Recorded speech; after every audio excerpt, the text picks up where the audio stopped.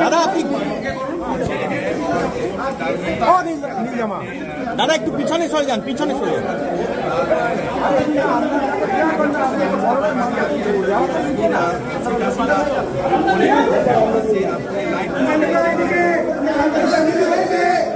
ও দিদি ভাই একটু সরে যান। ও দিদি ভাই বুথের ভিতরে দিদি ভাই, ও কালো জামা, ও দিদি ভাই।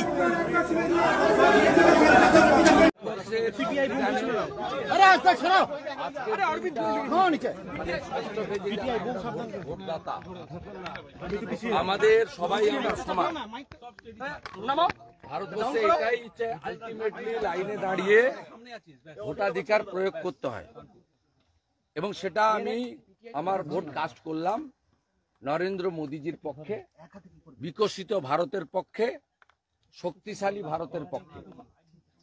এবং নরেন্দ্র মোদীজি যাকে এখানে প্রার্থী করেছেন, যিনি অনেক চোরকে জেলে ঢুকিয়েছেন, জাস্টিস অভিজিৎ গাঙ্গুলি, তাকেই আমি আমার ভোট কাস্ট করেছি। এটাতে কোনো লুকানো দ্বিধাদ্বন্দ্ব নিয়ে আমি দুঃসময়টার বাইরে বলছি। Not today is 144, right?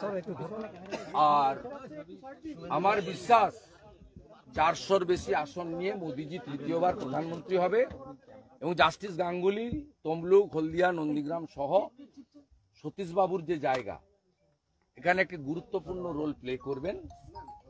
আমি বেশ কিছু উন্নয়ন এখানে করেছি, ছোটখাটো, অনেক বৃহত্তর উন্নয়ন বাকি আছে।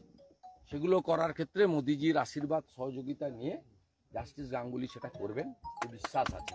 সুরেন্দ্রদা, সোনাচূড়ায় রাতভর বোমাবাজি অভিযোগ প্রচুর। না